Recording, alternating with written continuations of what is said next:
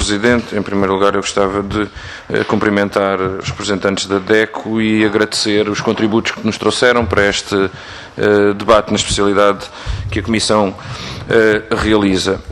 Tomei boa nota quer das preocupações, quer das valorizações que fazem do conteúdo desta proposta de lei. Não terei propriamente questões a colocar, mas ainda assim gostaria de deixar alguns comentários, quer porque expressam as posições do PCP e que julgo que este enriquecimento pode ser mútuo, podem também levar o conhecimento, os diversos conhecimentos dos grupos parlamentares, quer porque julgo importante para também questionar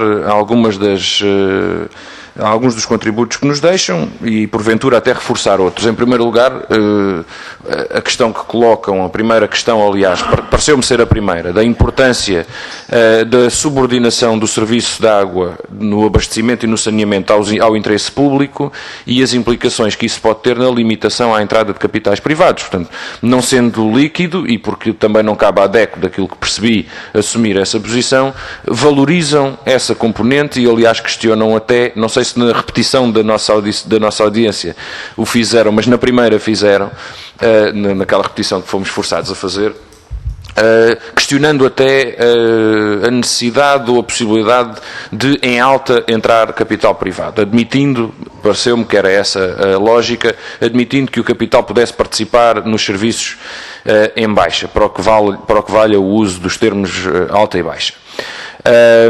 Isso é, à partida, uma preocupação que da parte do PCP subscrevemos, excluindo que também na baixa, excluindo a parte sobre o abastecimento em baixa e o saneamento, porque da parte do PCP entendemos que mesmo esse serviço deve ser prestado por entidades públicas. Aliás, aquilo que verificámos foi no conjunto dos municípios onde os serviços em baixa se tornaram privados ou concessionados, através de concessões, na maior parte dos casos, o preço disparou, em muitos casos para valores absolutamente disparatados e incomparáveis com o preço anterior, e em muitos dos casos a qualidade do serviço deteriorou. O que é normal, porque tendo em conta que um serviço que tem que passar a dar lucros, de antes não tinha e agora tem que dar lucros, o dinheiro tem que se ir buscar a algum lado e, em princípio, ir-se-á buscar à tarifa e à qualidade. Portanto, não há muito mais aqui onde ir buscar. Ainda assim, valorizamos essa nota, evidentemente, da necessidade de prevalência do interesse público. Eu tinha, no entanto, uma questão. A ideia de que a introdução de tarifas para disciplinar, a introdução de tarifas, ou melhor, a utilização da tarifa como instrumento de disciplina no uso da água, que eu compreendo, e a DECO há muito que o defende, aliás, tem inclusivamente vários trabalhos sobre isso, julgo até que realizaram há coisa de 2 anos um trabalho mais fundo sobre essa matéria. Eu gostava de fazer a seguinte questão. A utilização de uma tarifa como instrumento de disciplina e de parcimónia não gera uma assimetria nessa parcimónia, ou seja, o pobre tem que ser parcimonioso na utilização da água e o rico pode desperdiçar água à vontade. Porque aquele que tem capital, tem dinheiro para elevar o seu consumo, seja para encher a piscina, seja para manter as torneiras abertas enquanto lava os dentes, enfim, aquilo que lhe apetecer, provoca-lhe, portanto, um incómodo muito relativo se for uma pessoa com muito dinheiro.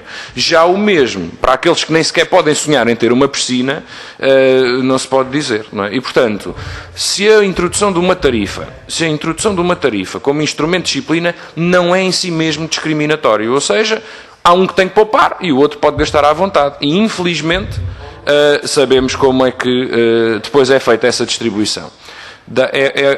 É uma ideia que nos faz alguma confusão, tendo em conta que, no nosso entendimento, todos deveriam ser parcimoniosos no uso da água, utilizá-la de acordo com as suas necessidades e ter, no mínimo, acesso a um volume vital de forma gratuita e depois, eventualmente, podendo ser penalizados gradualmente. Mas gostava ainda de alertar para o facto de que a poupança da água, na utilização da água, está a ser mal interpretada nesta Comissão e, porventura, até pela DECO.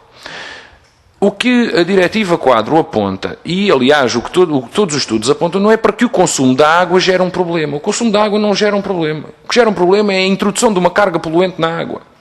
Porque se eu devolver a água tal como a utilizei, portanto, aquela água, passando por um tratamento relativamente barato, ela automaticamente pode voltar a ser utilizada. Se eu introduzir uma carga poluente na água, os custos de tratamento aumentam e aí sim começa a surgir um verdadeiro custo, quer ambiental, quer económico. E, portanto, a utilização, terminarei, Sr. Presidente, a utilização da água em si não é o problema e do volume em si não é o problema. Daí que também a utilização da tarifa como instrumento nos parece desajustado. Ou pelo menos deve ser relativizado.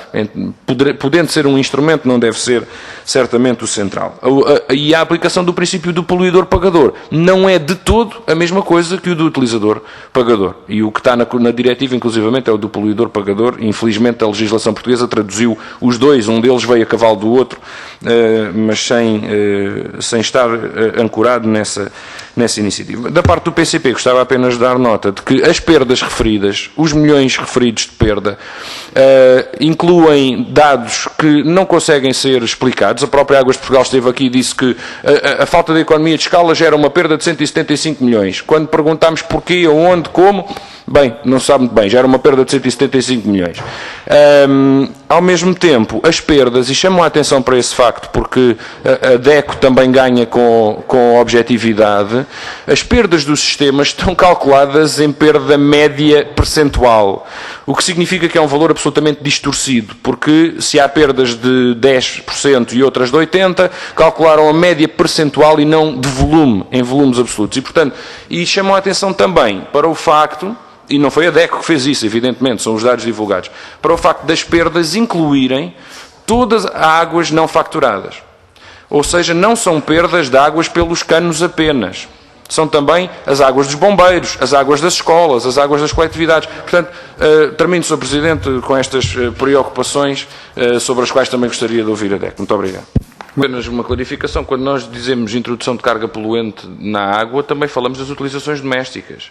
O que eu estava a dizer é que essa deve ser a utilização taxada e não o volume. Ou seja, a introdução da carga poluente é que prejudica o recurso. Era só nesse sentido. Nem sequer estava a separar entre a introdução de cargas poluentes industriais ou agrícolas. Muito obrigado, Sr. Presidente.